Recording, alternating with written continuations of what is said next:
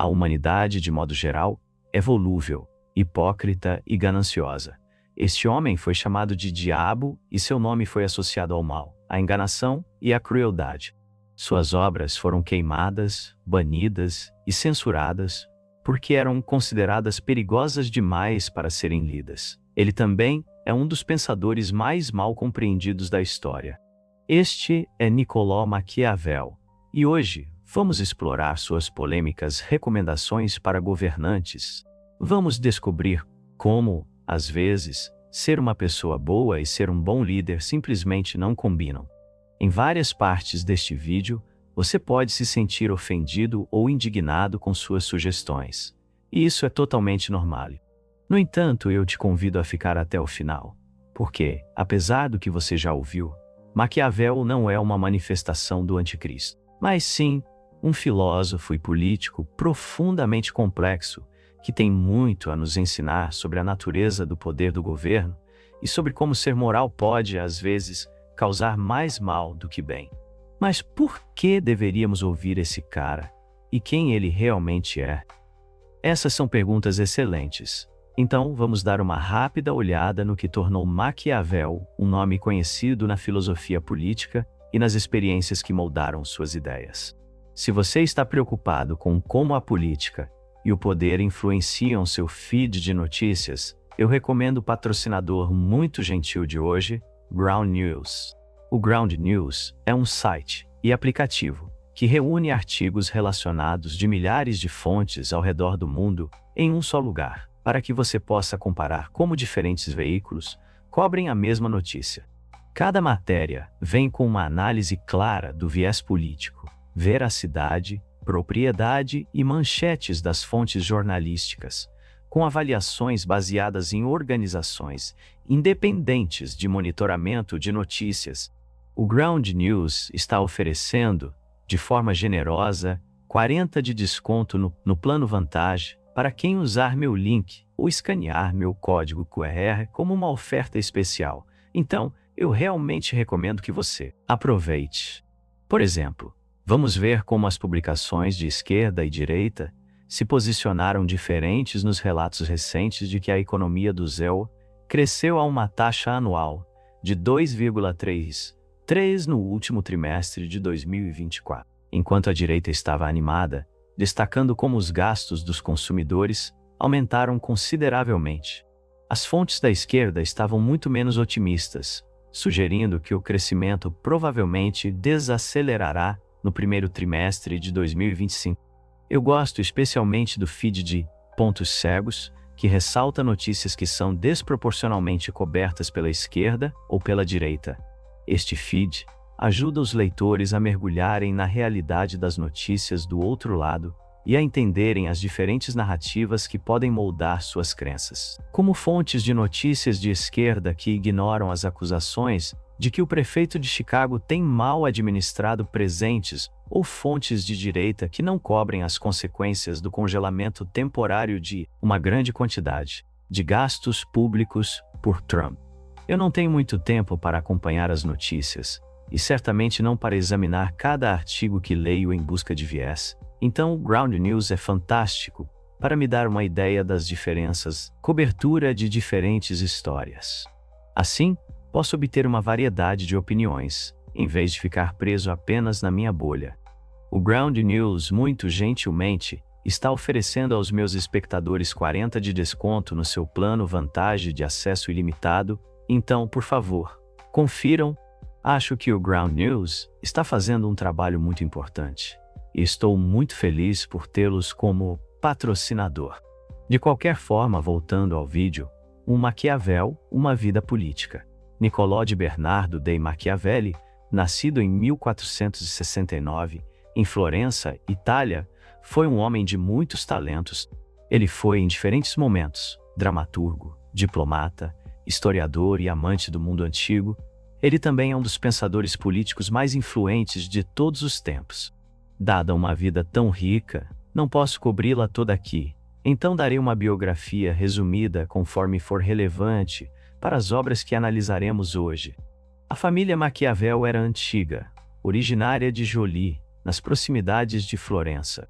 Os pais de Maquiavel não eram extraordinariamente ricos e passaram por períodos de sérias dificuldades financeiras.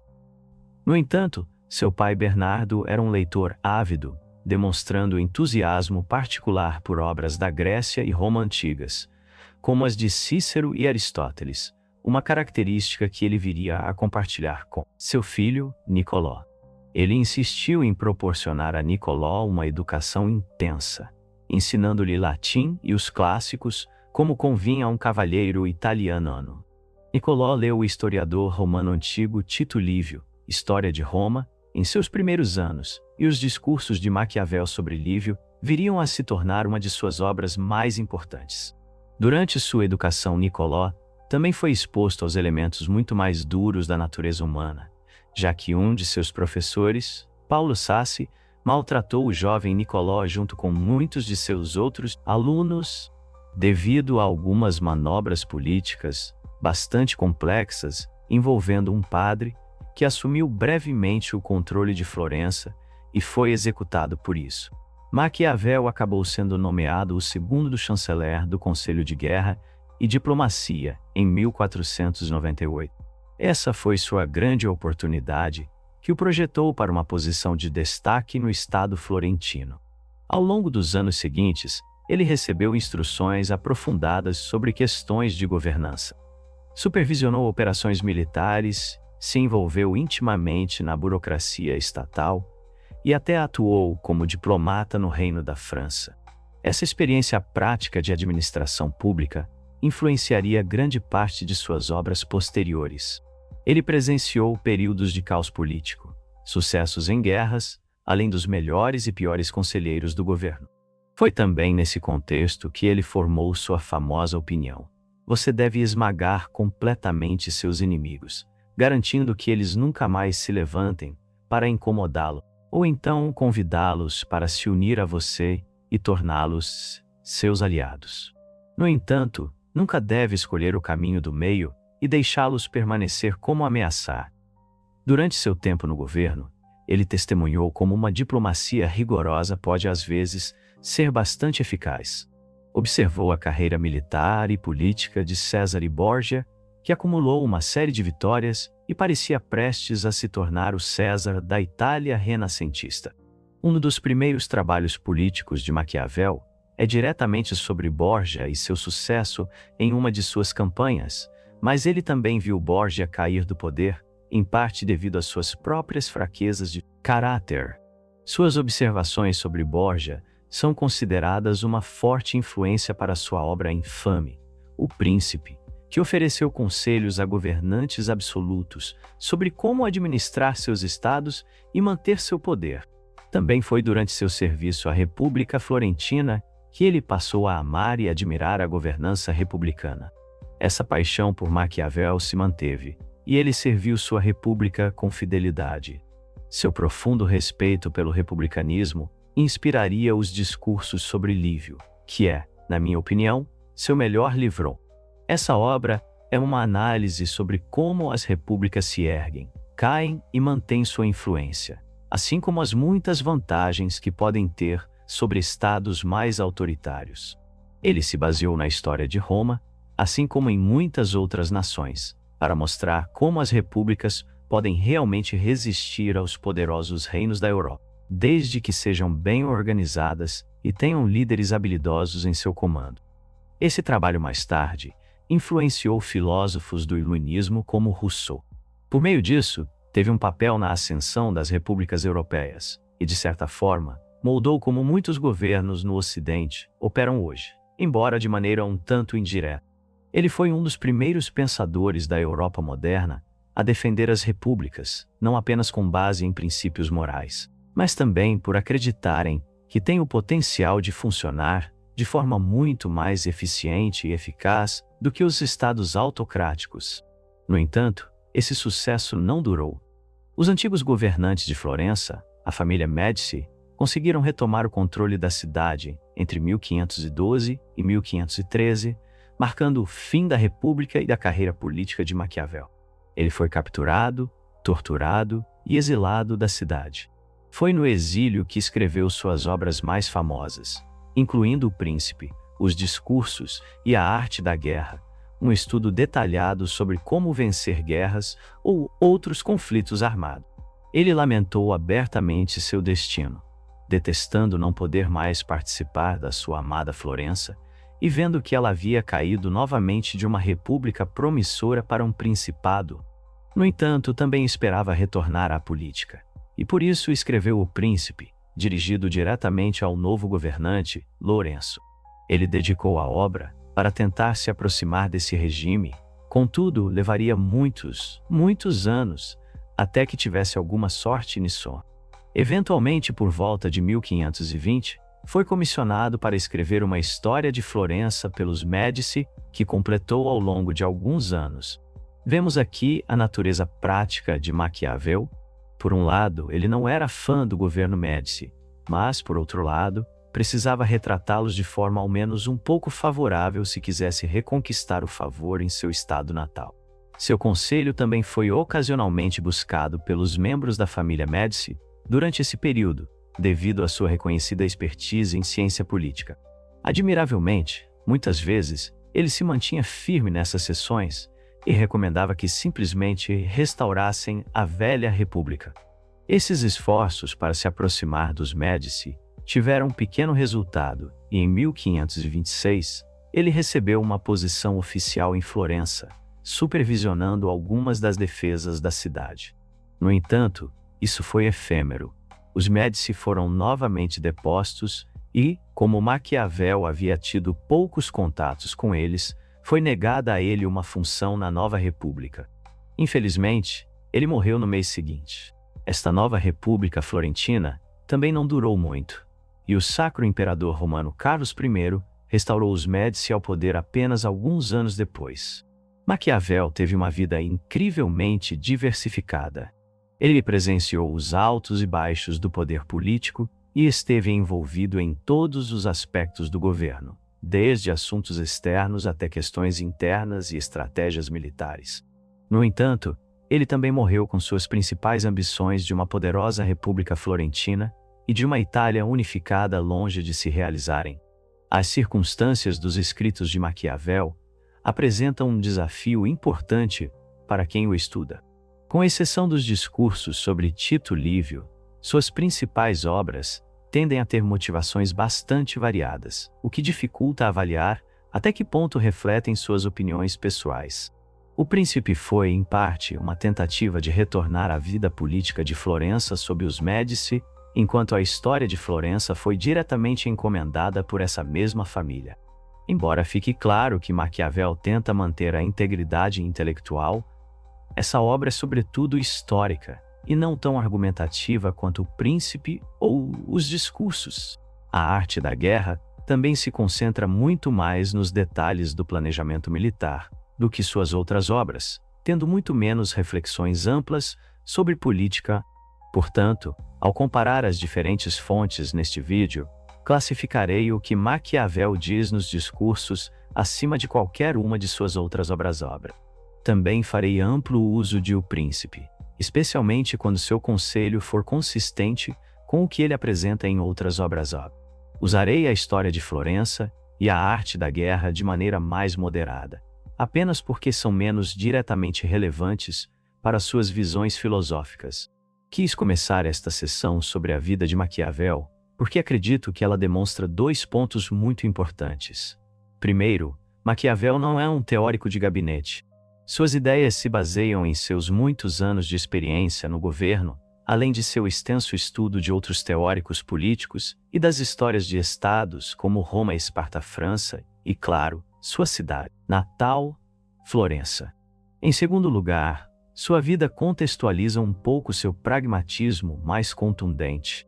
Tendo visto cidades-estado, incluindo a sua, ascenderem, caírem, serem conquistadas e libertadas ao longo da vida, isso, compreensivelmente, influencia suas visões sobre o mundo. Maquiavel não nos oferece apenas uma teoria política, mas uma teoria política moldada pelas circunstâncias mais extremas e desesperadoras. Em uma situação tão brutal, ele realmente acreditava que não se podia ignorar o que funciona e que não se podia discutir com resultadoso. É uma filosofia de alto risco. O melhor tipo de filosofia. Com tudo isso esclarecido, quero começar com as opiniões de Maquiavel sobre a natureza humana, porque acredito que isso fornece a base para grande parte de seu pensamento e é extremamente prático para nós, considerando que também somos inevitavelmente humanos. Sobre a natureza humana, uma história em duas partes. Desde o início da civilização, temos nos perguntado: como são os humanos? À primeira vista, esta é uma pergunta curiosamente estranha, pois todos temos experiência direta sobre o que é ser humano. Então, não deveríamos já saber? Claro, a formulação implícita dessa pergunta é geralmente: como são as outras pessoas? Ou como posso esperar que o ser humano médio se comporte, especialmente em relação a mim? Questões assim têm sido compreensivelmente criticadas por simplificarem demais o que significa ser uma pessoa. Existe uma rica diversidade entre os indivíduos que, para apresentar uma teoria completa sobre como todos são, pareceria extremamente ambicioso. Críticas como essa só se intensificaram nos últimos anos, à medida que estudos psicológicos inovadores têm falhado em ser replicados, considerando o período em que viveu. Maquiavel tinha uma ideia incrivelmente sutil sobre a natureza humana e a motivação que equilibra as necessidades de um líder político com o reconhecimento de quão extraordinariamente diferentes as pessoas podem ser. Por um lado, Maquiavel evita criar uma visão unificada e universal sobre a natureza humana. Isso fica evidente tanto no nível individual quanto entre as sociedades. Em O Príncipe, nos discursos sobre Tito Livio, ele fala sobre os distintos temperamentos entre líderes. Por exemplo, ele distingue governantes belicosos como Rômulo, o fundador de Roma, e líderes mais habilidosos administrativamente, como seu sucessor Numa. Em vez de focar em habilidade militar ou expansão territorial, Numa concentrou-se em consolidar assuntos internos. Ele estabeleceu a religião estatal romana e orientou a população em aspectos fundamentais. Maquiavel também observa as importantes diferenças entre povos e suas culturas.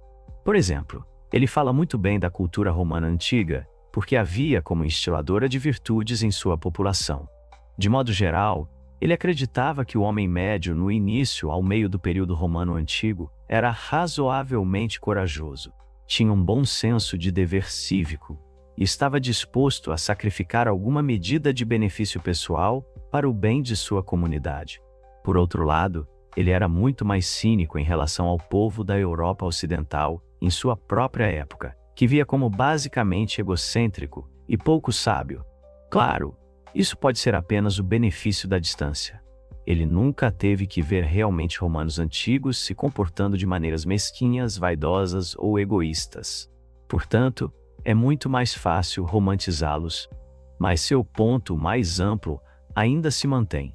Há enormes diferenças entre os povos, e, portanto, não há como afirmar de forma definitiva e final como a humanidade é.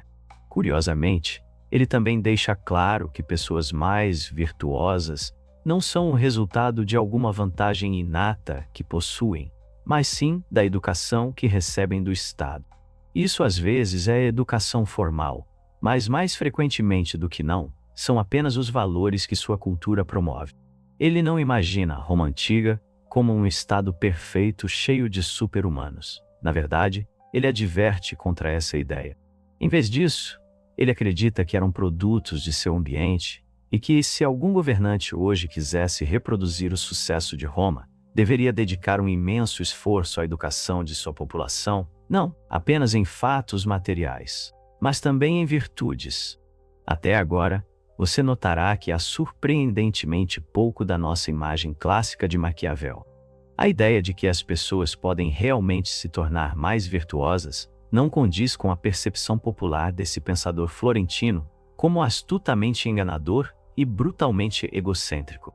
Muito disso se deve ao fato de que o Maquiavel que temos na cultura popular é uma caricatura absoluta do que o homem realmente pensava.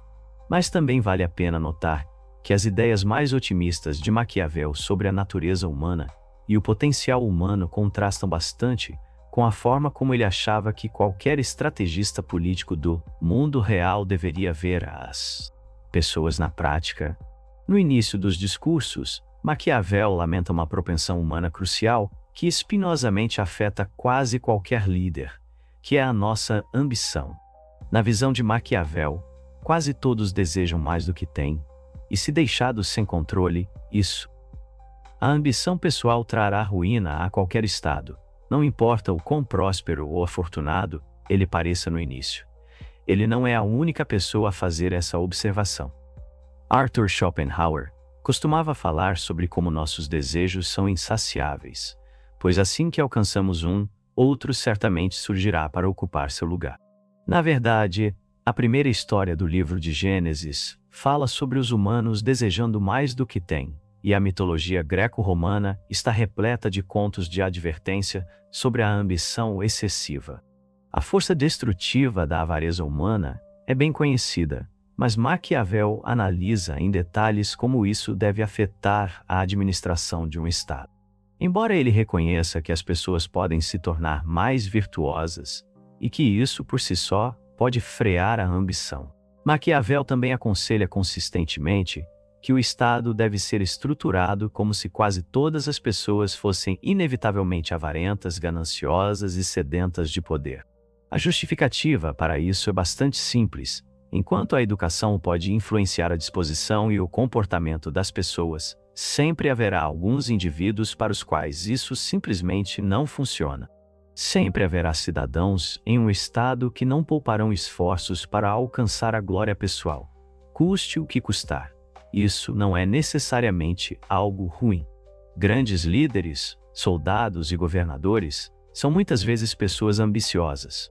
Embora Maquiavel acredite que os melhores deles também reconheçam limites para sua própria ambição, sem as devidas restrições, até mesmo alguns cidadãos motivados podem derrubar toda uma sociedade. Esta é uma das formas pelas quais as repúblicas podem cair em tiranias. Por exemplo, ele acreditava que a ambição desenfreada de Júlio César levou à queda da República Romana, e assim, à degeneração de uma sociedade livre em uma não livre. Portanto, Maquiavel pensa que um governante deve agir como se seus cidadãos tivessem quase nenhum controle natural sobre sua ambição. Isso às vezes levará a comportamentos que parecem injustos ou desequilibrados.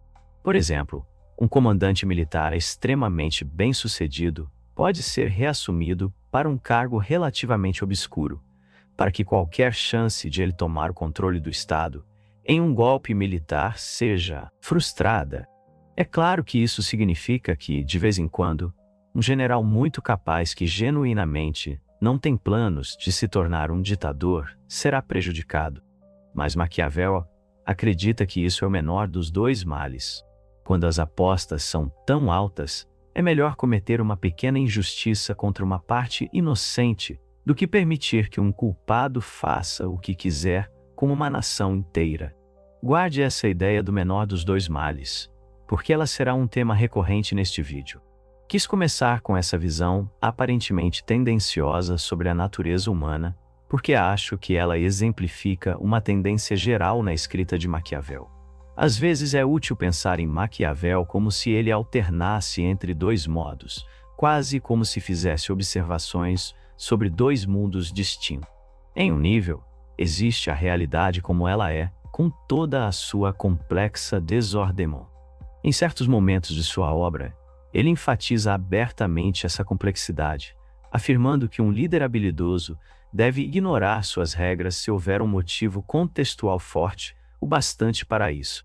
Mas também há o mundo da ação política, onde muitas vezes não há tempo para essas distinções complicadas e onde decisões precisam ser tomadas rapidamente.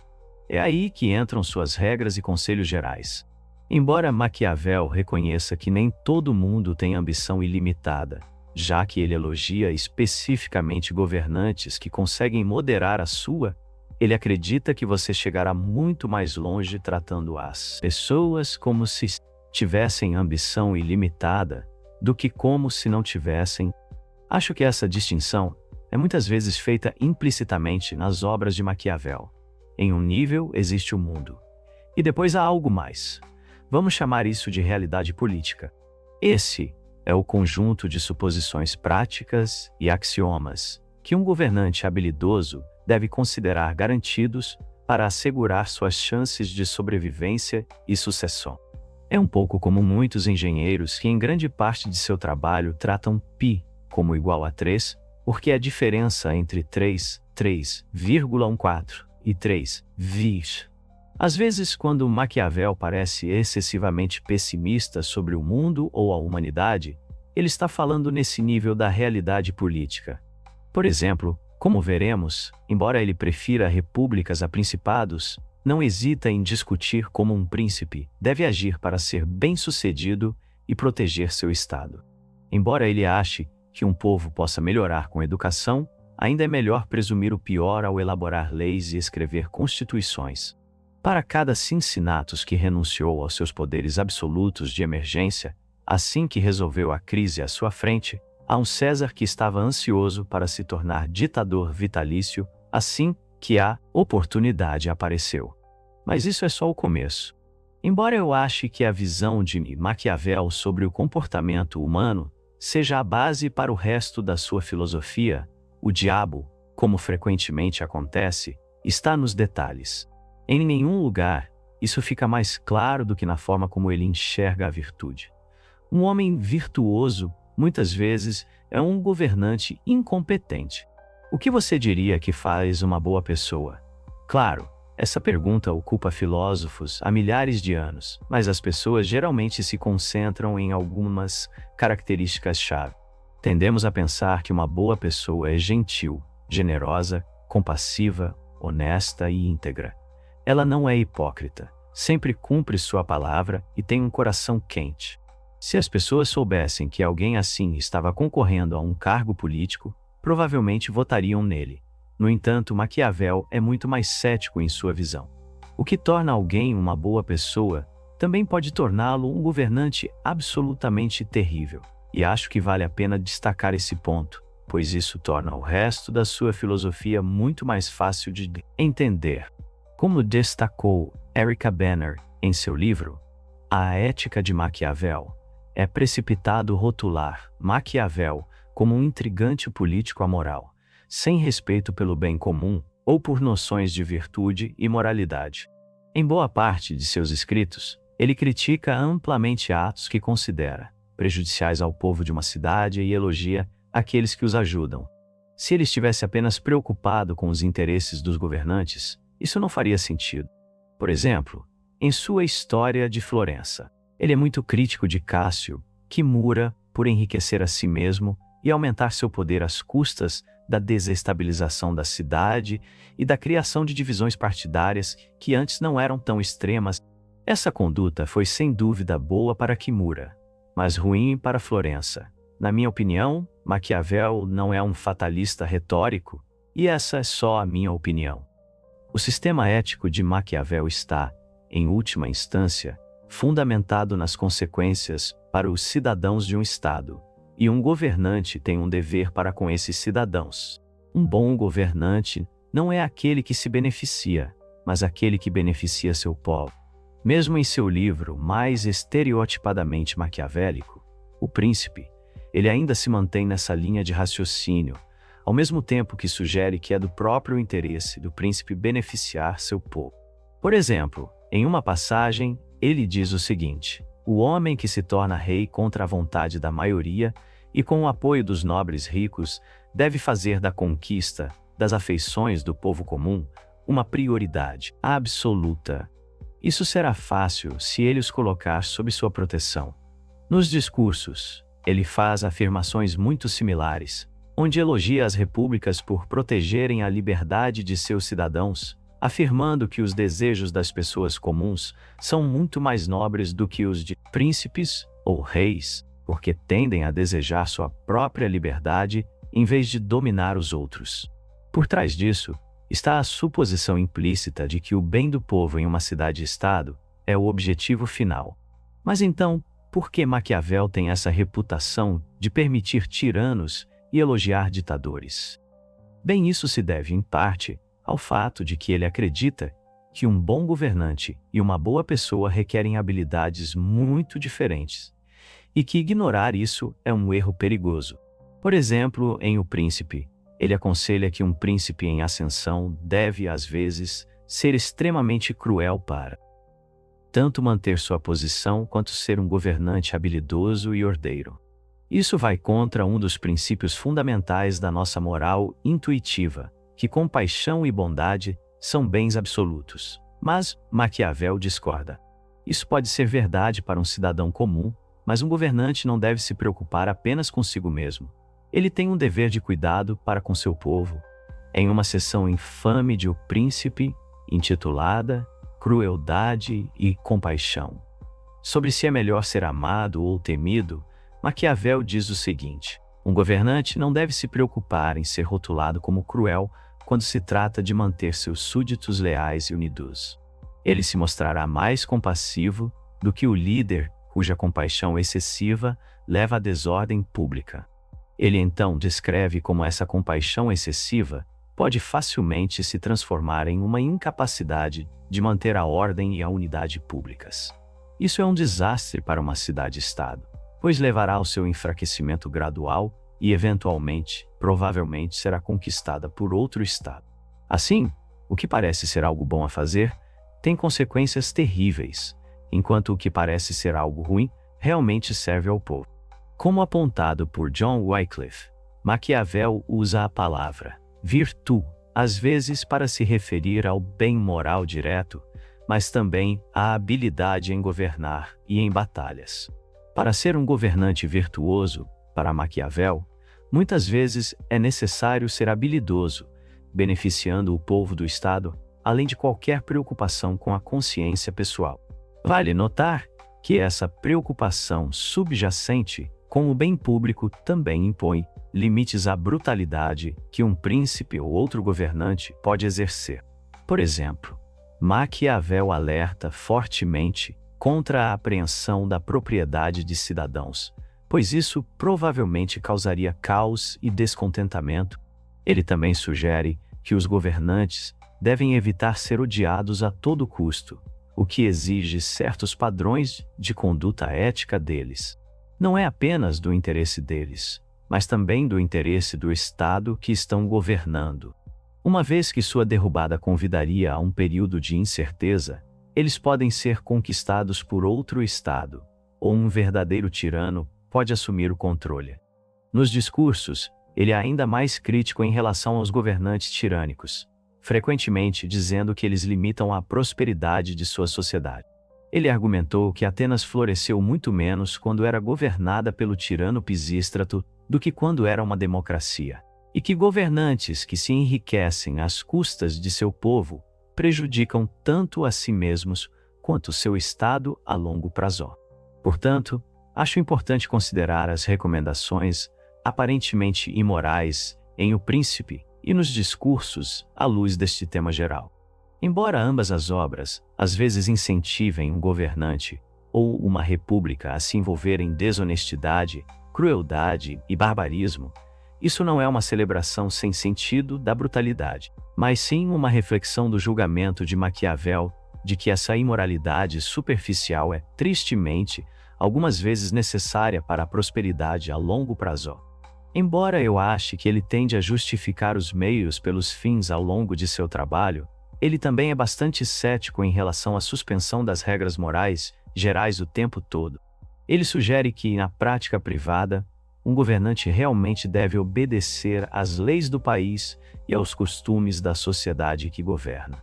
É principalmente em questões de Estado, e especificamente quando o bem do povo em geral está em jogo, que Maquiavel recomenda essas ações aparentemente indefensáveis. Acho que podemos imaginar o tipo de pessoa que Maquiavel está implicitamente criticando aqui. É o tipo de líder que se preocupa principalmente com a pureza de sua alma e seu código moral pessoal, em vez do benefício público. Na política moderna, já vi pessoas fazerem críticas semelhantes àquelas que se recusam a votar de forma estratégica em eleições, preferindo apoiar um candidato que se alinha mais com seus valores, mas que não tem chance de vencer. Como resultado, elas tornam menos provável que o candidato percebido como o menor dos dois males prevaleça. E olha, lá está essa frase novamente. Da mesma forma, um governante movido por sentimentos de compaixão imediata nem sempre traz boas consequências. O problema de ser motivado só pela compaixão é que isso costuma ser algo de curto prazo e muito localizado. Imagine que você é o governante de uma cidade e um homem foi levado até você, considerado culpado de conspirar contra os cidadãos e de fraudar fundos públicos. Ele parece uma figura bastante triste, está sujo e suas roupas estão rasgadas por conta da sua estadia nos calabouços. Ele cai aos seus pés, suplicando pela vida. Diz que tem família, amigos e pessoas que dependem dele.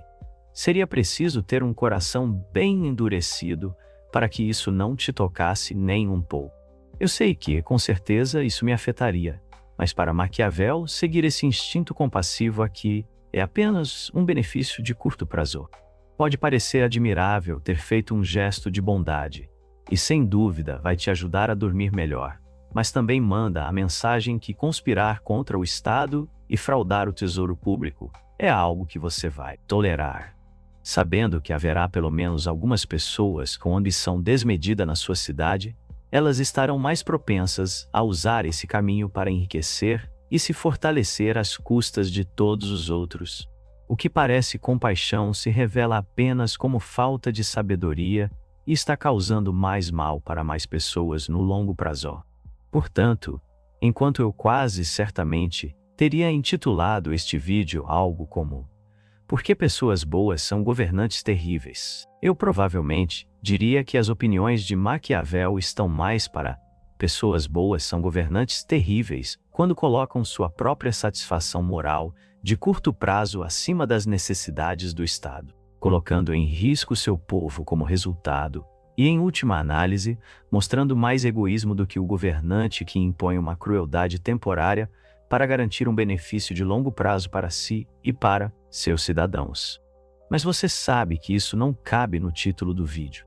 No entanto, a seguir, quero abordar casos específicos do aconselhamento altamente controverso de Maquiavel, começando com seus comentários notoriamente sobre honestidade e desonestidade.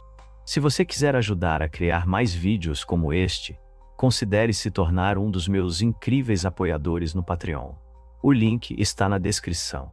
Quanto à aparência, realidade e relações públicas, assim como a maioria das pessoas quer um líder virtuoso, a maioria também deseja um líder honesto. Isso faz todo sentido, e é um sentimento que eu definitivamente compartilho. Afinal, as pessoas querem saber o que seu líder está fazendo, qual é a verdadeira situação da sociedade, e que as promessas serão cumpridas na maior extensão possível. De certa forma, Maquiavel simpatiza com essa ideia, mas também deixa claro que a aparência pública, muitas vezes, é tão importante quanto a realidade, tanto para o governante individual quanto para o Estado como um todo. Esse ponto é detalhado por Kenneth Minogue, que argumenta que, para Maquiavel, a política é tanto sobre interpretação quanto sobre fatos. Como cada um de nós tem acesso limitado aos fatos reais da situação, faz sentido que um líder político distorça esses fatos para benefício próprio e do seu povo. Por exemplo, Maquiavel elogia um certo cônsul romano, Papirius, por transformar um mau presságio percebido em vantagem. A batalha que Papirius estava prestes a travar parecia uma vitória certa para os romanos. No entanto, uma das superstições dele era que, se uma certa galinha não comesse antes da batalha, a sorte não estaria do lado deles. Aconteceu que a galinha não comeu naquele dia fatídico. O líder dos chamados Homens das Galinhas, como Maquiavel os chama, mentiu ao cônsul dizendo que as galinhas haviam comido. Entretanto, alguns dos outros Homens das Galinhas espalharam o verdadeiro resultado do presságio entre as tropas, o que acabou diminuindo a moral. Então, o cônsul teve uma solução engenhosa para esse pesadelo de relações públicas. Ele afirmou que, do seu ponto de vista, os presságios eram bons e que, se ele foi enganado sobre a galinha, Isso seria culpa do chefe dos homens das galinhas. Ele então decidiu colocar todos os homens das galinhas na linha de frente. Quando o chefe dos homens das galinhas morreu em combate, o cônsul declarou que se este era um mentiroso que havia sido morto, então, com essa morte, seu exército recuperaria o favor dos deuses. Como resultado, a moral foi restaurada e a crise evitada por meio de um plano realmente muito inteligente. Papírios garantiu que, independentemente do desfecho, ele sairia por cima. Se o homem do frango sobrevivesse, os soldados acreditariam na mentira de que os presságios estavam a seu favor e lutariam. Se o homem do frango fosse morto, Papírios poderia contar a nova história, e eles também acreditariam que os deuses estavam do seu lado. De qualquer forma, ele assegurava seu sucesso. De certa forma, isso é uma desonestidade escandalosa. Mostra um total desprezo pela verdade. É uma manipulação genial, mas também garantiu aos romanos a vitória na batalha. Para Maquiavel, essa arte de manipular percepções é inestimável na estratégia militar, e não apenas para enganar os adversários. Se suas forças forem minimamente iguais às dos inimigos, Maquiavel acredita que o resultado da batalha frequentemente será determinado por quem lutar com mais intensidade e permanecer na luta por mais tempo. Isso, por sua vez, é frequentemente definido pela moral e pela percepção. Ele condena outro comandante romano por lançar algumas galinhas, consideradas má sorte, ao mar, pois isso deu a impressão de irritar ainda mais os deuses. Os presságios reais são irrelevantes para ele. O que importa é que sejam apresentados da maneira adequada para maximizar as chances de vitória. Se fosse questionado sobre a desonestidade disso, imagino que sua resposta ríspida seria: olha, você quer vencer a batalha ou não? O que, para ser justo, não é um argumento pouco persuasivo quando você está diante de uma força hostil. Também vemos esse tema em como Maquiavel trata a religião. As opiniões pessoais de Maquiavel sobre religião são alvo de debate, com alguns estudiosos o considerando um cristão não convencional e outros um pensador abertamente anticristão. Mas em suas obras, ele está mais frequentemente interessado na religião como fenômeno cultural do que como questão metafísica ou teológica. Por exemplo, de maneira que antecipa a própria crítica de Nietzsche, Maquiavel se preocupa que o cristianismo ensine as pessoas a serem excessivamente passivas e contemplativas, em vez de decisivas, fortes e ativas. Se você quer um bom livro que compare e contraste Nietzsche com Maquiavel, A Política Maquiavélica de Nietzsche, de Don Dostoiévski, é uma ótima referência. No entanto, ao contrário de Nietzsche, Maquiavel não é um individualista e está profundamente interessado nas formas pelas quais a religião pode incentivar as pessoas a deixarem de lado suas ambições pessoais momentâneas e se unirem como uma única unidade dentro de um estado cívico. Isso é algo que Nietzsche, com seu arquivismo individualista e elitismo filosófico, certamente desprezaria. Por exemplo, Maquiavel elogia grande parte do sistema supersticioso e religioso romano por como ele encorajava os indivíduos, mesmo aqueles poderosos individualmente, a trabalharem pelo bem da sociedade como um todo. Ele afirma que o segundo rei romano, Numa, inculcou a religião no povo de Roma para promover ordem e lealdade ao Estado, bem como para valorizar profundamente o conceito de juramento. O poder cultural era tão grande que muitos homens pareciam mais temerosos de violar um voto do que perder suas próprias vidas. Maquiavel observa que, quando o general cartaginês Aníbal atacava a Itália, e muitos romanos pensavam em fugir, o comandante Cipião reviveu as esperanças de Roma, fazendo com que essas pessoas jurassem não abandonar sua terra no momento da necessidade. Eles levaram esses juramentos tão a sério que não fugiram, e Roma se recuperou. A piedade dos romanos não é vista como boa em si mesma, mas Maquiavel acredita que ela promove os valores que ajudaram Roma a prosperar como nação. Quaisquer que fossem suas opiniões sobre o cristianismo, Maquiavel definitivamente considerava as religiões da Roma antiga como falsas, mas as via como eficazes, e de certa forma, considerava isso ainda mais importante. Novamente, vemos que ele está disposto a tolerar a desonestidade, desde que esteja a serviço do Estado e de seu povo. Isso também se aplica à sua recomendação de que os governantes devem se promover e garantir que sejam vistos como generosos, poderosos, sábios e justos. Essa percepção é benéfica para a estabilidade e a força que a nação transmite aos outros. Assim, reduz muito a probabilidade de invasões e desordens públicas. Em contraste, Maquiavel condena veementemente os tipos de desonestidade que ele acredita enfraquecer uma nação. Por exemplo, nos discursos, ele enfatiza repetidamente a importância do aconselhamento honesto, argumentando que esta é uma das possíveis vantagens que uma república tem sobre um principado. Afinal, com um governante absoluto, há frequentemente o receio de que você possa ser punido se seu conselho resultar em algum fracasso. Em uma república, isso acontece muito menos frequentemente, desde que você não insista de forma exagerada nos conselhos e ignore os outros durante o processo. Em O Príncipe, ele recomenda que até mesmo um líder autoritário deve aceitar verdades honestas e duras de seus conselheiros. Eles certamente não devem ser punidos por relatar falhas ou trazer notícias ruins, pois isso só garantiria que o líder não fosse avisado sobre problemas no estado que ele precisasse resolver com urgência. Atualmente, é um clichê na ficção que governantes de impérios malignos mandem matar seus subordinados por trazerem relatórios desfavoráveis. Mas Maquiavel acredita que isso os leva direto para o desastre. Portanto, sinto muito, Darth Vader, você simplesmente não sobreviveria na Itália do Renascimento. Maquiavel também valoriza a honestidade no processo judicial, onde ele considera que a aparência de justiça é fundamental. É muito difícil fingir uma justiça verdadeira nos tribunais de um jeito que as pessoas não percebam.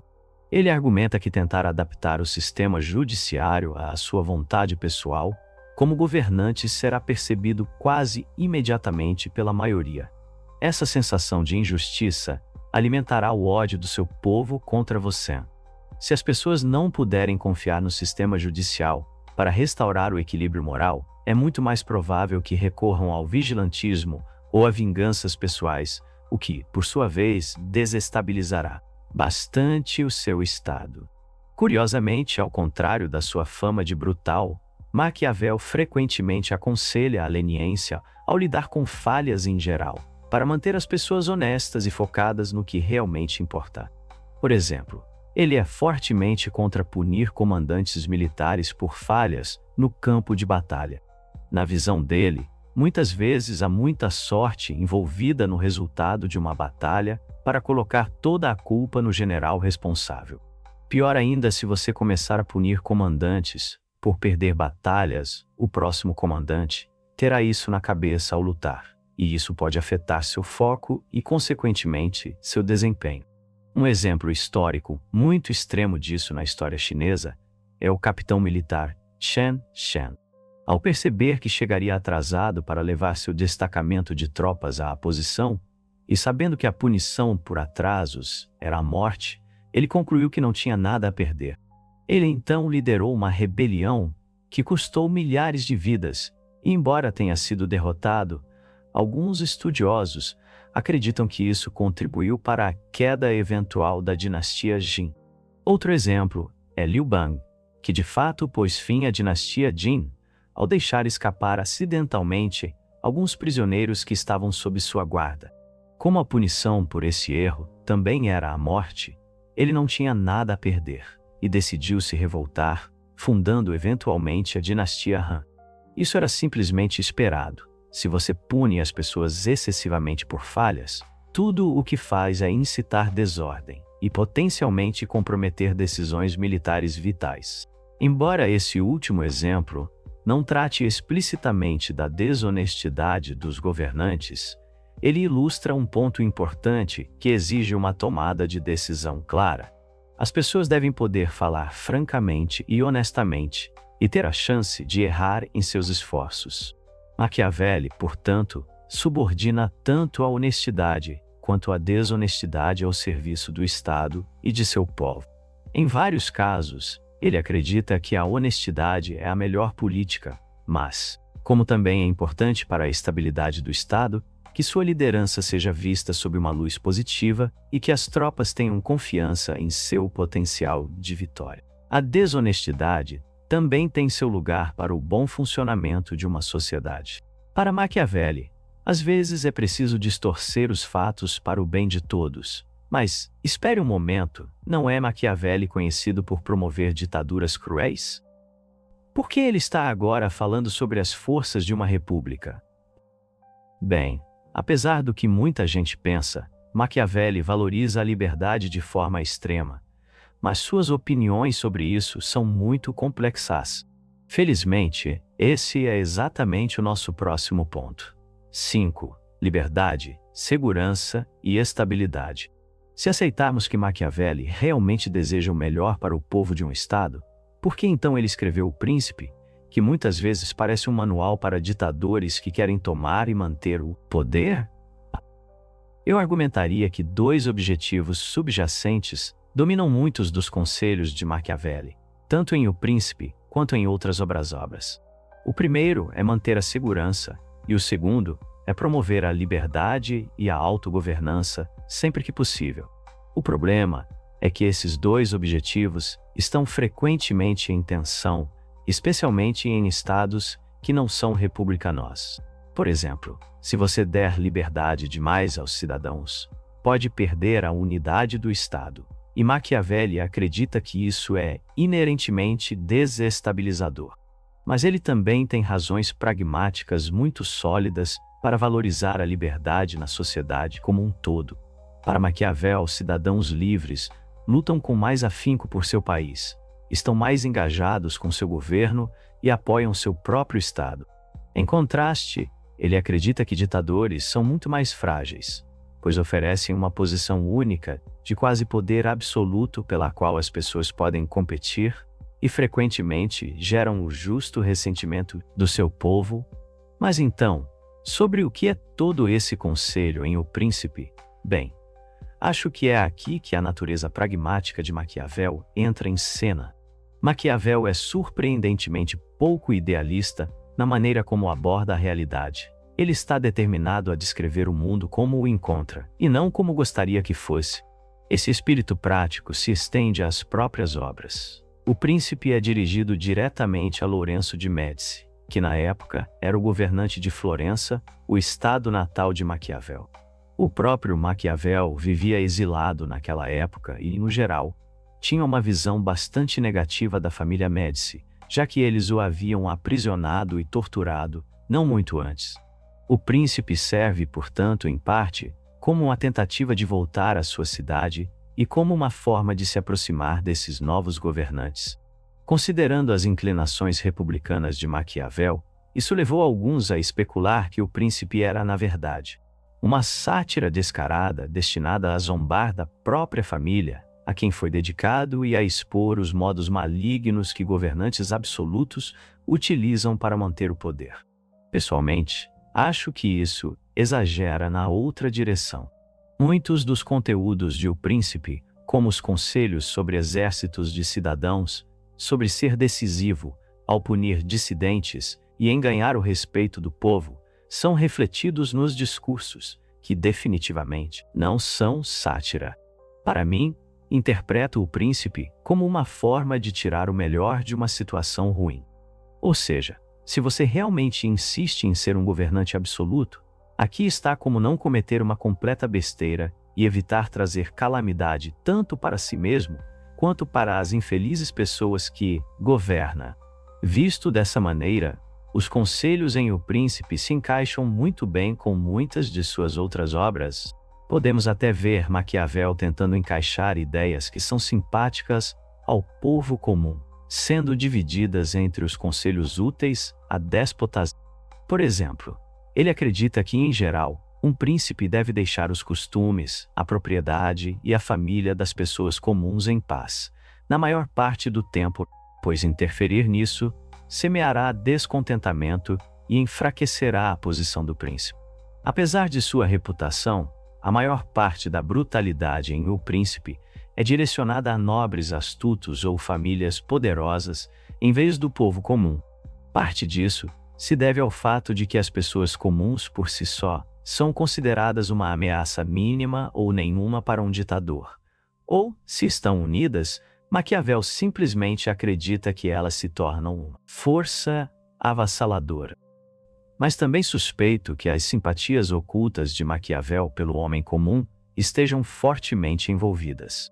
Alguns estudiosos, como John McCormick, vão muito além e argumentam que Maquiavel era uma figura fundamentalmente democrática ou populista, mas acho que isso pode ser um exagero da minha parte. Os argumentos de Maquiavel a favor de um governo que envolva as pessoas comuns são frequentemente práticos, e isso fica mais evidente em seu tratamento da segurança e estabilidade do Estado. Ao longo das obras de Maquiavel, a estabilidade do Estado nunca sai de seus pensamentos. Considerando o período em que viveu, isso faz todo sentido. A Itália renascentista era um amálgama de cidades-estado concorrentes que frequentemente invadiam e conquistavam umas às outras. Há grandes chances de que, caso a estabilidade de um Estado vacile, esse Estado deixaria de existir em pouco tempo. Essa preocupação com a estabilidade está por trás de muitas de suas ideias mais autoritárias, como a de que, se você não pode ser amado e temido, é melhor ser temido do que amado. No entanto, ele também acredita que é aí que as repúblicas têm um enorme potencial, pois, enquanto principados, monarquias e despotismos precisam se preocupar intensamente com conflitos internos, as repúblicas têm muito menos conflito entre seus cidadãos. Nos discursos, Maquiavel argumenta que, sem uma república bem administrada, existe uma competição fundamental entre o povo comum e a nobreza. De modo geral, isso se deve ao fato de que as pessoas comuns querem ser deixadas em paz, enquanto os nobres desejam expandir seu poder e, assim, tentam dominar o povo. Isso não acontece necessariamente porque são pessoalmente maus, mas porque há outros nobres tentando dominá-los. Portanto, eles precisam constantemente aumentar sua própria força pessoal para não serem destruídos. Apesar do fato de que Maquiavel elogia bastante Esparta, eu realmente acho que eles são um bom exemplo desse conflito interno que traz instabilidade. O Estado espartano dependia de uma grande população de escravos chamados hilotas para trabalhar suas terras. Isso permitiu que os cidadãos espartanos se concentrassem na arte da guerra, algo que Maquiavel admira muito, como veremos na próxima sessão. No entanto, isso também significava que quando os exércitos espartanos estavam em longas campanhas, os hilotas frequentemente se rebelavam, o que, por sua vez, limitava a capacidade das forças espartanas. Na história da Guerra do Peloponeso, Tucídides fala sobre como os comandantes espartanos frequentemente ficavam muito preocupados em ficar longe de casa por muito tempo, para que esses hilotas não silotas revoltassem. Na época de Maquiavel, ele diz que até mesmo a melhor monarquia, como a do Reino da França, enfrentava dificuldades por causa dessa luta interna. A constante tensão entre os camponeses e os nobres significava que o povo não poderia ter muita liberdade, pois poderia se revoltar. No entanto, isso também fazia com que o Estado francês precisasse manter um controle militar rígido sobre sua própria população. Isso representava um custo e limitava sua capacidade de mobilizar suas forças quando necessário.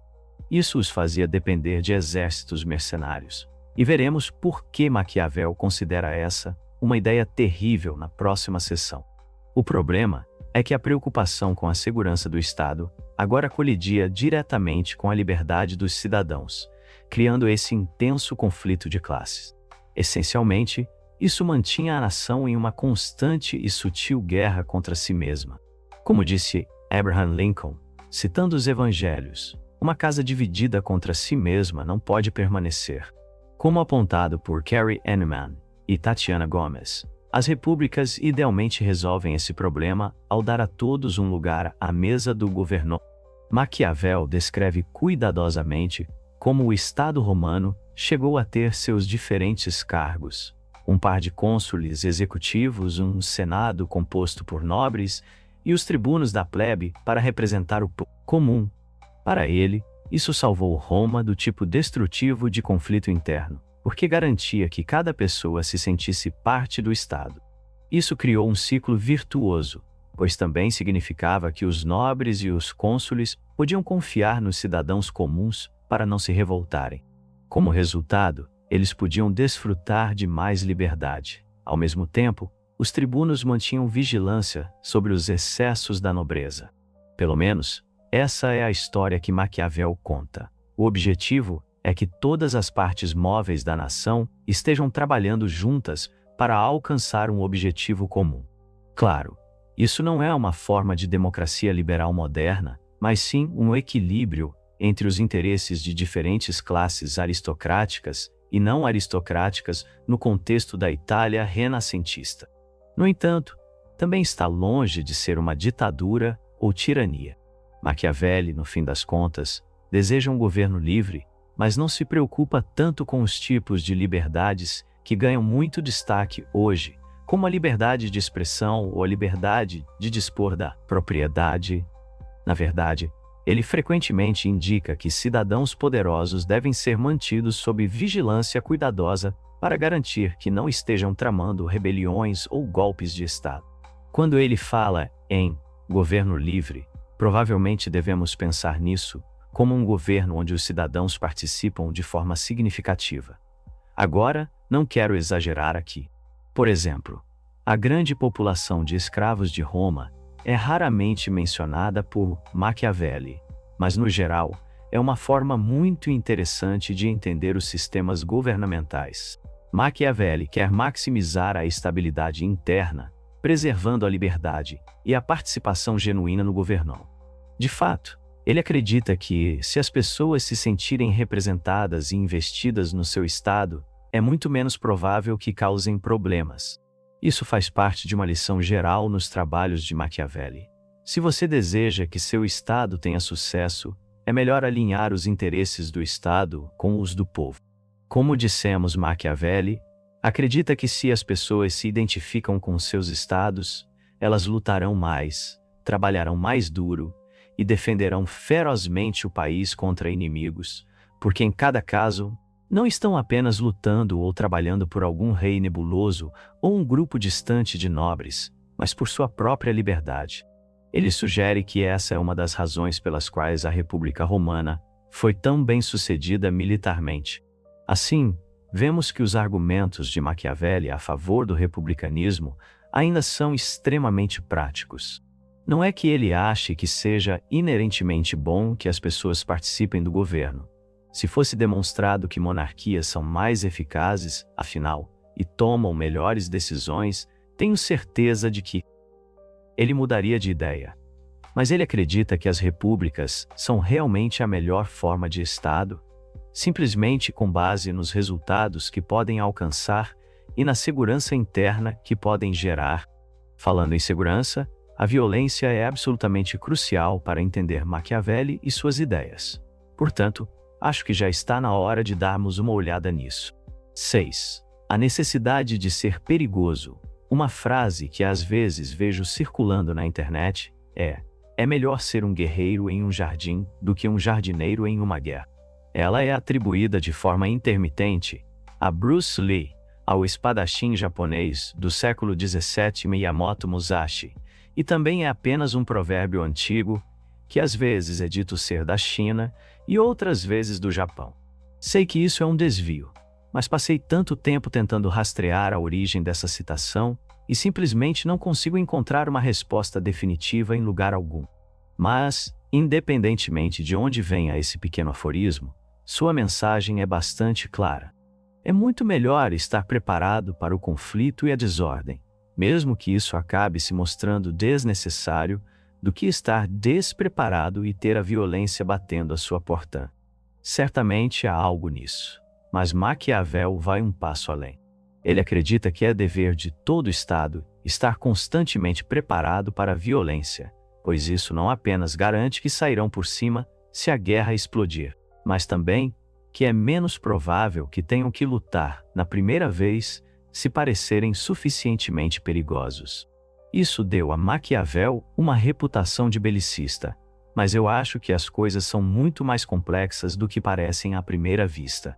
Mesmo os líderes que Maquiavel elogia por suas habilidades em outras áreas, como Numa, que ele considera um administrador e líder cultural talentoso, ainda são criticados por sua falta de habilidade em combate. Ele chega a dizer que se Numa não tivesse sido sucedido por Pompílio, que era outro governante belicoso, assim como Rômulo, então Roma provavelmente teria caído. Por outro lado, se um líder é suficientemente habilidoso em batalha, Maquiavel acredita que isso pode compensar muitas outras falhas. Por exemplo, enquanto Maquiavel condena o antigo rei de Siracusa, Agatocles, por ser um criminoso, um tirano e um assassino brutal, ele afirma que nada disso causou sua queda do poder, já que ele era um comandante militar tão habilidoso. Ele até conseguiu vencer uma série de batalhas contra Cartago, que era um estado muito maior do que Siracusa. Embora Maquiavel diga que ele não deve ser admirado, ele também acredita que não se pode discutir com os resultados. Isso mostra o quão importante é ser um líder militar perigoso, pois isso pode compensar todas essas outras deficiências. Ele também elogia aqueles pequenos estados alemães que conseguiram manter sua independência diante de forças muito maiores, garantindo que suas cidades estejam bem fortificadas e que seus exércitos pratiquem continuamente seus exercícios militares. A razão para essa ênfase na habilidade militar é simples. É ótimo ser o maior governante doméstico do mundo, mas isso não vale nada quando um exército mais poderoso marcha pelas suas portas da cidade, expõe sua cabeça em uma estaca e brutaliza seus cidadãos. A concepção de Maquiavel sobre geopolítica é incrivelmente predatória. Ele acredita, portanto, que cada estado deve priorizar suas forças militares, não importando quais sejam suas ambições pessoais de expansão. Para Maquiavel, mais cedo ou mais tarde, não importa o quão pacífico ou isolacionista seja seu estado, alguém vai bater à sua porta e exigir algo de você. Eles podem querer acesso a certos recursos naturais ou até solicitar que você se torne seu estado cliente. Seria maravilhoso se deixar todo mundo em paz fosse suficiente para se isentar de política externa, mas Maquiavel acha isso ingênuo. Se você possui algo que vale a pena ser tomado, eventualmente alguém vai querer pegá-lo, e assim você terá que defendê-lo. É aqui que o poder militar é absolutamente essencial. Simplesmente não há substituto para isso. Assim, Maquiavel frequentemente recomenda que um Estado busque uma política sutil de expansão e agressão, não porque isso seja algo bom em si mesmo, mas porque o Estado deve se manter em pé de igualdade com o poder dos Estados ao seu redor. Ele não é um imperialista por princípio, mas acredita que, se você deseja permanecer inabalável, precisa ser poderoso o suficiente para não se tornar um alvo fácil. Embora isso nem sempre exija a expansão. Por exemplo, ele acredita que a Suíça pode contar com suas fortificações e sua geografia para mantê-la segura, sem precisar adquirir novos territórios. Ele também aconselha a expandir por meio da diplomacia, sempre que possível, pois isso é muito menos arriscado. Maquiavel também defende uma política externa bastante agressiva. Se um conflito se aproxima, ele sugere que, uma vez que você saiba que a guerra está chegando, deve agir rapidamente e de forma brutal, mobilizando todas as suas forças e levando o conflito a uma conclusão o mais rápido possível. Guerras são um negócio caro e horrível, e Maquiavel quer que elas sejam o mais breves possível. No entanto, ele também acredita que a guerra não deve ser adiada se ela vai acontecer de qualquer forma. Se você atacar primeiro, pode assumir a iniciativa e esperançosamente pegar seu inimigo desprevenido. Você também nega a eles a chance de fortalecer suas forças. O ideal para Maquiavel é estar preparado para uma guerra total a qualquer momento. Isso significa que qualquer guerra em que você entrar será breve e você provavelmente a vencerá. Também significa que outros pensarão duas vezes antes de atacarem você. Ele reconhece que isso terá um custo em outras áreas, mas acha que vale muito a pena. Maquiavel também é bastante cético em relação aos chamados aliados em guerra. Ele os vê como fundamentalmente pouco confiáveis. Quando as coisas ficam difíceis, eles não têm razão para colocar os interesses dos outros acima dos seus, e nem deveriam. Portanto, se você já estiver encurralado, pode esperar razoavelmente que eles mudem de lado rapidamente. Isso nem sempre acontece, mas ocorre com frequência suficiente para que a confiança total em aliados seja simplesmente desaconselhável. E se um novo líder decidir repentinamente romper a aliança? E se o aliado se aproximar de um de seus inimigos? E se você estiver perdendo na batalha e eles trocarem de lado? É bom ter aliados, claro, mas Maquiavel diz que você definitivamente não deve depender deles demais. Não há substituto para ter seu próprio poder. Para deixar claro, Maquiavel também aconselha que você deve romper quaisquer alianças que tenha se elas forem levar seu estado à ruína. Lembre-se, como líder, seu primeiro dever é para com seu povo, não para com os interesses de ninguém mais, ou pelo menos essa é a visão dele. Da mesma forma, Maquiavel deplorava a prática renascentista de depender de forças mercenárias para lutar suas guerras. Não apenas isso era incrivelmente caro, mas também colocava o destino do seu país nas mãos de pessoas que estão apenas em busca de dinheiro. Isso não é culpa dos mercenários. Eles são honestos e diretos sobre isso. Assim, Maquiavel é severamente crítico de quem, sabendo desse fato inevitável, depende amplamente de forças mercenárias para seu sucessor. Isso o impactava profundamente, já que Florença empregava forças mercenárias de forma excessiva em seus exércitos, que, segundo Tim Parks, eram notórios por evaporarem quando as coisas ficavam difíceis. Em vez disso, Maquiavel recomenda fortemente que os estados formem seus próprios exércitos civis, que sejam bem financiados, bem treinados e bem liderados. Honestamente, isso parece uma certa obsessão, porque aparece em quase todas as suas principais obras. Dá até para jogar bingo com isso. Você estará lendo sobre algum assunto totalmente diferente e, de repente, a questão do exército cidadão surge. Mas, apesar disso, é um conselho extremamente sensato. Maquiavel destaca que um exército cidadão defenderá suas próprias casas e não apenas lutará por um salário. Se eles vivem em uma república, então, na melhor das hipóteses, se identificarão e se envolverão com seu próprio país. Mais uma vez, vemos por que Maquiavel valoriza tanto a participação cidadã em um Estado. Isso significa que eles lutarão com muito mais afinco por esse Estado, aumentando as chances de vitória nas guerras. Maquiavel apresenta duas opções. De um lado, você pode ser incrivelmente magnânimo. Pode tentar transformar seu inimigo derrotado em um aliado e garantir que quem controla a cidade esteja do seu lado no futuro. Do outro lado, pode destruir completamente a liderança do Estado e garantir que eles nunca mais possam ameaçá-lo. Essa é também a forma como ele acha que se deve lidar de forma geral com os inimigos. Ou você os torna seus amigos e garante seu apoio, ou faz com que eles nunca tenham chance de retaliar contra você no futuro. O caminho do meio, onde você pune seus inimigos apenas o suficiente para que o odeiem, mas os deixa com condições de se reagrupar e retaliar, deve ser evitado a todo custo. Essa ideia está por trás da recomendação, um tanto dura, de eliminar a família governante de um Estado conquistado, para garantir que não haja ninguém para os resistentes se reunirem. Um exemplo histórico de alguém que cometeu o erro do caminho do meio são os termos impostos a Cartago por Roma no fim da Primeira Guerra Púnica. Eles extraíram riquezas e recursos dos cartagineses derrotados, mas deram autonomia suficiente para que, eventualmente, recuperassem seu poder.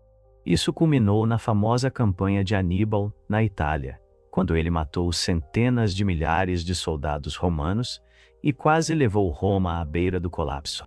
No entanto, os romanos não repetiram esse erro, destruindo definitivamente Cartago após a Terceira Guerra Púnica, e o problema nunca mais voltou a se apresentar. O foco de Maquiavel na guerra e na violência é mais um aspecto que lhe garantiu a fama de astuto, que tem até hoje, mas, mais uma vez, é importante analisar isso dentro do contexto. Maquiavel não se deleita com a violência pelo simples prazer. Ele acredita que, às vezes, a guerra é inevitável e que, quando ocorre, é melhor se dedicar completamente a ela do que agir de forma desleixada e permitir que o conflito se prolongue por anos.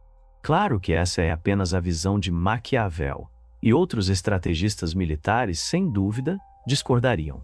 Para usar outro exemplo das guerras púnicas, o cônsul romano Fábio prolongou deliberadamente o conflito com Aníbal, sabendo que não poderia derrotá-lo em batalha aberta, na esperança de que as tensões internas nas forças de Aníbal o enfraquecessem com o tempo. Porém, obviamente, o golpe final contra Aníbal veio de outra forma.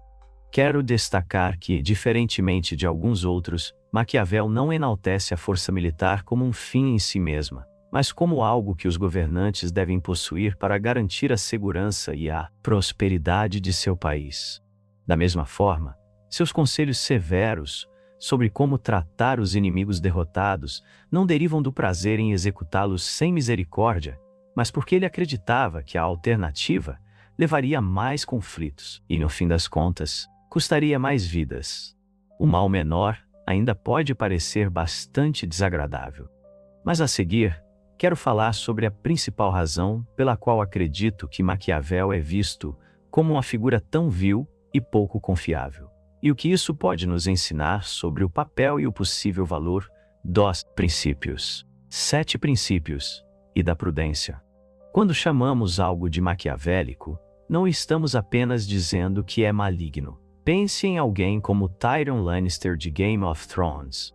Tanto na série de TV quanto nos livros, ele está frequentemente tramando, manipulando e sendo astuto, mas não é um vilão direto. Sua habilidade política até salva a cidade de Porto Real. Ele é, de certa forma, um personagem tipicamente maquiavélico, exibindo comportamentos clássicos de Maquiavel. Mesmo que ainda hesitemos em chamá-lo de maquiavélico, isso acontece porque, embora o termo não seja sinônimo de maldade, tende a ser usado apenas para personagens que parecem malignos. Mas se você me perguntar por que as pessoas veem o estilo político de Maquiavel como algo maligno, eu diria que isso se deve à sua disposição de abandonar princípios morais absolutos e permanecer pragmático em seus julgamentos, mesmo que esse pragmatismo sirva, em última análise, ao bem maior do povo. Essa ausência de limites, que alguém simplesmente não ultrapassaria, não importa a situação, compreensivelmente, faz com que as pessoas fiquem desconfiadas e nervosas. Uma coisa que Maquiavel enfatiza repetidamente em seus escritos é a importância dos fatores contextuais na tomada de decisão. Até os próprios conselhos dele são apenas diretrizes gerais, e ele sugere que os líderes devem usar sua própria sabedoria prática e experiência para ajustá-los quando necessário. Por exemplo, embora ele aconselhe que a guerra não deve ser adiada, já que o agressor tem uma vantagem e pode tomar a iniciativa, ele também afirma que há exceções importantes. Essas exceções incluem situações em que você não está em posição de travar uma guerra, ou se sua terra natal é particularmente bem preparada para a defesa. Se sua cidade está no topo de uma montanha, então não faz sentido seguir uma estratégia militar agressiva, já que seria incrivelmente difícil conquistá-la. Por si só, eu não acho que as pessoas se importem com isso. Todos conhecemos alguém que insiste em fazer as coisas do mesmo jeito, muito depois disso se tornar inútil. No entanto, as pessoas tendem a ficar desconfortáveis quando isso se estende aos princípios morais. Sempre que Maquiavel recomenda alguma regra ética, ela vem acompanhada de mas honre alianças, mas somente quando forem úteis para você. Apoie outro Estado amigo em um conflito, mas possivelmente com a intenção de enfraquecê-lo ou torná-lo dependente de você. Seja um governante justo que siga as leis do país, mas também conceda honrarias para garantir seu poder e o poder do Estado. Seja honesto com o povo, pois pode haver sabedoria no consenso geral das massas, mas também engane-o se achar que isso os tornará cidadãos melhores. Embora Maquiavel ofereça conselhos bastante sólidos, e muitas vezes isso até coincida com a moralidade intuitiva no fim das contas, ele serve apenas a um único mestre, o que funciona. Compreensivelmente, as pessoas são bastante céticas em relação a essa abordagem intensamente pragmática.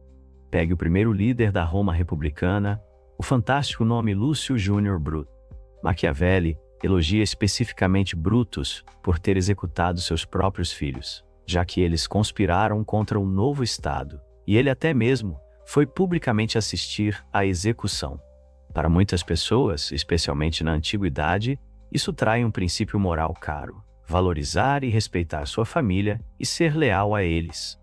Mas Maquiavelli reconheceu que sem essa punição brutal e a demonstração de apoio pelo novo líder da República, o Estado nascente provavelmente teria mergulhado no caos.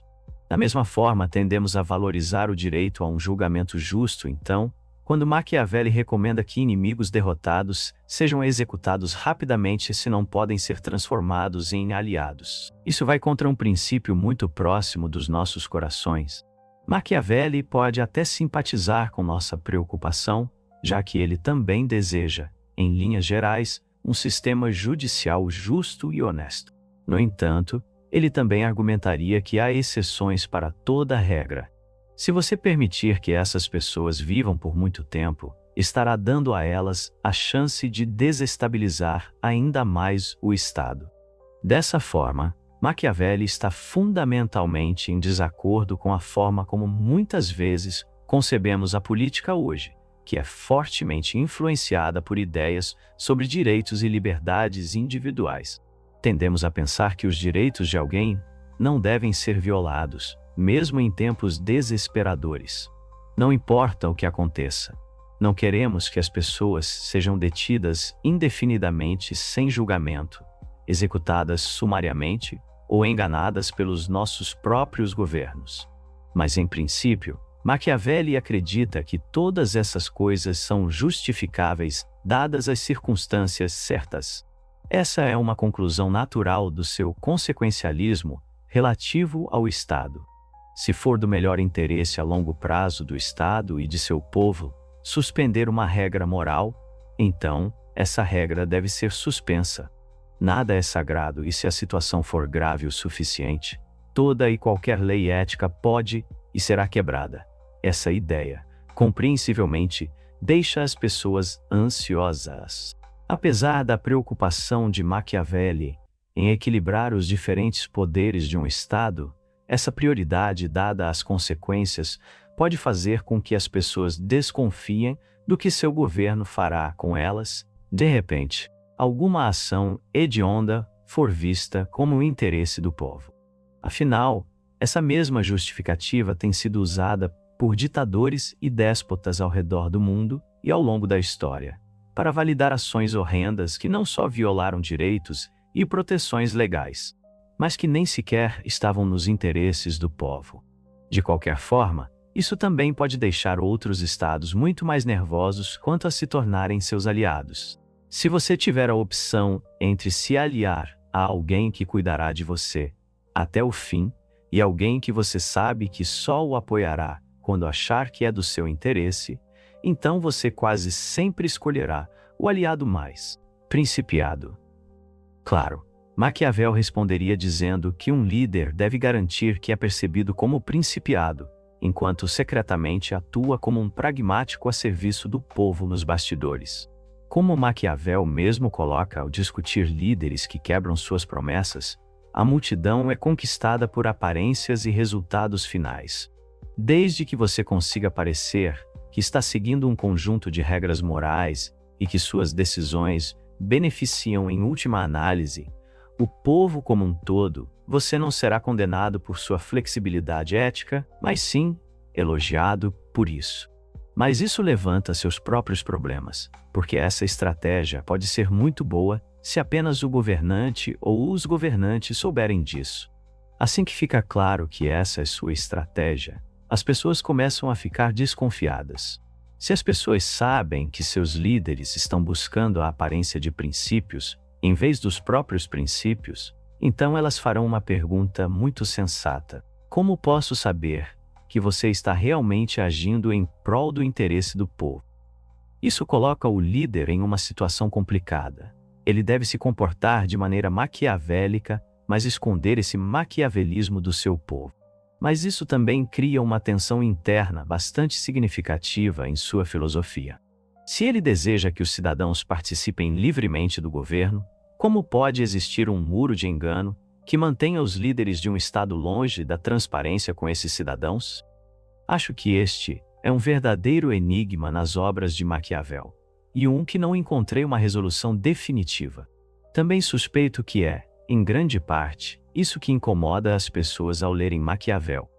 Mesmo quando os mitos sobre ele apoiar o despotismo são dissipados e se revela que ele deseja uma governança republicana por uma população engajada, ainda somos desconfiados da recomendação de abandonar princípios sempre que se tornam inconvenientes. Porque nossos líderes já mostraram que podem fazer isso com habilidade e quando agem em nosso interesse, quem pode dizer que não fariam o mesmo ao buscar os seus próprios interesses? Tudo isso enquanto nos enrolam, usando os mesmos truques com os quais enganaram nossos inimigos. Quero chamar a atenção para esse ponto, porque acredito que ele representa tanto o que muitas pessoas acham tão atraente em Maquiavel, quanto o que impressiona alguns como profundamente perturbador. Um líder que segue o conselho de Maquiavel e é transparente sobre isso pode ser bastante eficaz, mas também parecerá incrivelmente imprevisível e, portanto, pouco confiável. Há algo libertador em se livrar das amarras das regras morais e simplesmente agir pelo bem do povo. No entanto, muitos são compreensivelmente céticos quanto a justificar esse núcleo. Não é justamente por termos leis morais que não somos tão hábeis em julgar quando um princípio deve ser quebrado em prol do bem maior? Por isso, é melhor mantermos esses mandamentos prévios. Também acho que isso funciona como um bom contraponto a algumas coisas que já dissemos sobre Maquiavel. Quando a maioria das pessoas começa a ler Maquiavel, pensa que ele é um vilão. Então, quando algumas concepções erradas são esclarecidas, é fácil ir para o outro extremo e começar a construir uma imagem idealizada dele e do que ele acredita. No passado, já falei sobre esse fenômeno relacionado à natureza, na qual as pessoas às vezes oscilam entre acreditar na natureza monstruosa e na natureza delicada, enquanto deixam de lado interpretações mais moderadas. Da mesma forma, devemos ter cuidado com o Maquiavel fofinho, assim como devemos evitar o Maquiavel ditador. Para nossa sessão final, quero enfatizar este ponto. Qual é o verdadeiro legado de Maquiavel e como devemos abordá-lo ao ler sua obra hoje?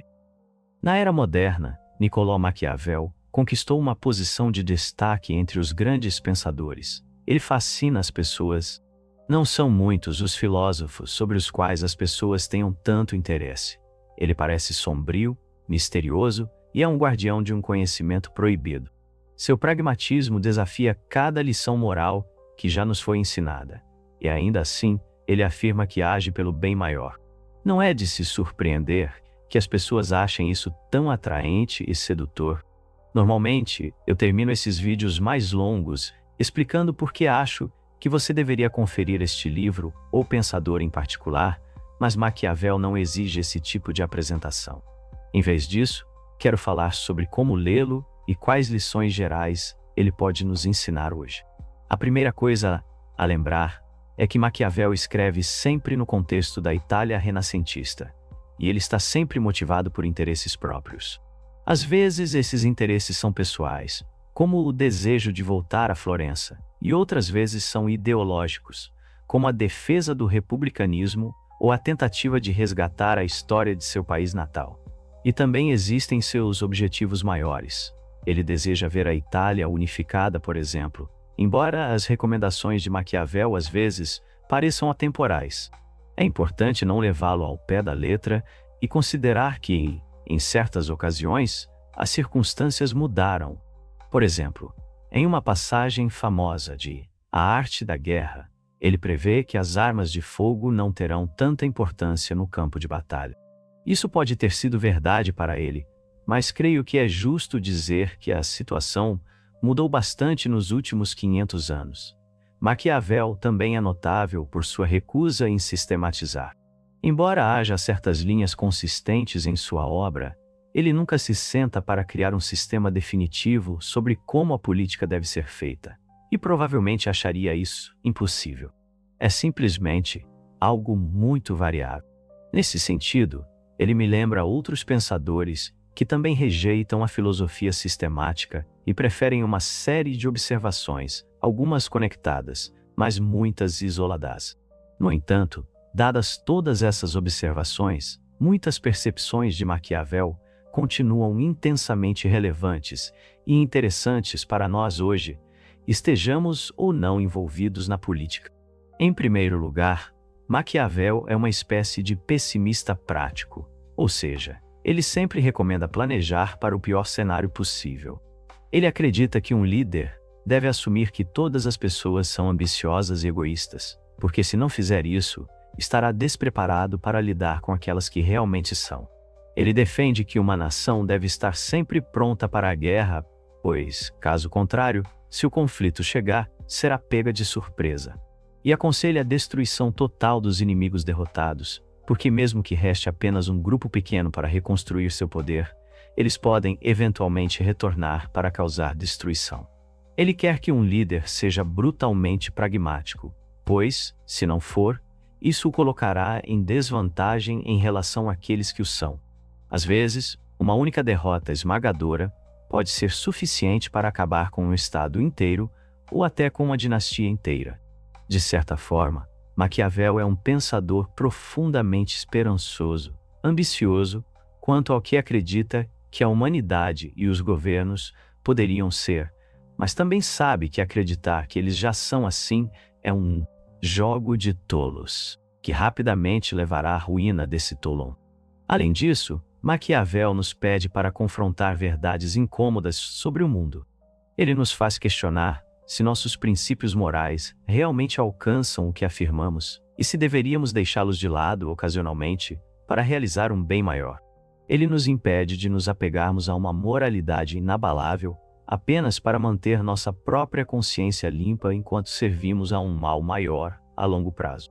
Como enfatizei repetidamente, Maquiavel é mestre em escolher o menor dos dois males e em cometer crueldades a curto prazo, em prol de um bem maior e duradouro. Maquiavel era republicano, mas não particularmente idealista. Ele queria que as pessoas tivessem voz em seu próprio governo, mas também achava que as repúblicas permaneceriam estáveis e prósperas, tornando seus cidadãos mais leais e unidos, mesmo que isso significasse enganá-los. Ele via a educação como o caminho para alcançar isso, e a cultura e a religião como meios para consolidá-lo. Em sua visão, para mudar um povo, é preciso mudar o que eles consideram virtuoso. No entanto, ao mesmo tempo, ele acreditava que um governante deveria ser suficientemente pragmático para descartar essas virtudes quando necessário. Isso mistura, de certa forma, o governo do cidadão com um certo paternalismo, mas ele achava que, em teoria, isso poderia combinar toda a decisividade de um governo autoritário com toda a lealdade e confiabilidade de um governo republicano. Essa mistura de idealismo e realismo duro é fascinante, e certamente vale a pena refletir sobre como equilibramos esses fatores ao desenvolver nossa própria filosofia. Maquiavel desprezava o governo tirânico porque achava que ele oferecia o pior de todos os mundos, tornava o Estado tão dividido que se tornava instável e deixava a cidadania miserável, o que acabaria levando ao seu colapso. Suas críticas aos tiranos, às vezes, parecem estranhas, porque atacam a instituição de forma prática. Para Maquiavel, mais importante do que a tirania ser imoral é o fato de que simplesmente não funciona. Essa obsessão com o que funciona na prática, aqui e agora, permeia o pensamento de Maquiavel. Para ele, Você pode ficar escrevendo todos os tratados sobre virtude que quiser, mas se não conseguir alcançar e manter o poder, é melhor queimá-los. Da mesma forma, você pode ser um rei moralmente perfeito, mas se isso levar à ruína sua e de seu povo, qual foi o objetivo? O conselho de Maquiavel não é para que pessoas más imponham seus horrendos planos ao mundo, mas para que aqueles que realmente têm os melhores interesses do povo no coração possam resistir, sobreviver e prosperar em um mundo de inimigos inescrupulosos, egocêntricos e avarentos. É para ensinar bons governantes a serem astutamente malignos o suficiente para não caírem nas armadilhas do mundo e a saberem usar os truques dos maus contra eles mesmos em benefício de seus próprios cidadãos. Essa última parte é crucial, porque todas as obras de Maquiavel demonstram uma profunda preocupação com o povo de uma nação. Ele acredita que todos nós temos o dever de salvaguardar, abrigar e proteger nossas sociedades e de trabalhar juntos pelo bem de todos que nelas vivem. Sempre que recomenda que alguém faça algo que parece imoral, quase sempre é porque acredita que isso servirá ao seu povo a longo prazo. O trabalho do governante é assumir os pecados necessários do governo, sacrificando até sua própria consciência pelo bem comum. Para Maquiavel, um líder deve tratar seus cidadãos como família, tanto no sentido animalístico e tribal de preferir seu bem-estar ao de qualquer outra pessoa, quanto no sentido mais nobre de colocá-los em primeiro lugar em todas as decisões e protegê-los a todo custo. Portanto, talvez devêssemos revisar nossa definição de maquiavélico. Em vez de se referir a um esquematizador egoísta, não confiável e imoral, talvez devesse significar alguém disposto a abrir mão de qualquer coisa, até mesmo da sua moral pessoal, se isso evitar a destruição de sua comunidade e promover o bem-estar das pessoas sob seus cuidados. Maquiavel não tem um sistema ético universal que envolva todos dessa maneira. Ele ainda está em conflito com a maioria das moralidades modernas, mas não há nada que ele despreze mais do que um governante que age apenas em benefício próprio. Portanto, não vamos descartar esse político florentino como um mero professor do mal, mas sim vê-lo pelo que é, um pensador único com preocupações singulares que simplesmente não se encaixa bem em nenhuma forma de ética moderna, mas que também tem muito a nos ensinar com seus muitos anos de estudo rigoroso e serviço dedicado, desde que mantenhamos um olhar crítico sobre onde podemos discordar dele. Mas se você quer um contraste completo com as visões de Maquiavel, então confira este vídeo para conhecer o fenomenal romance de Dostoiévski, O Idiota. Como o sistema moral de um homem trouxe destruição aos que estavam ao seu redor e se valeu a pena. Espero que tenha gostado deste vídeo e que tenha um dia maravilhoso.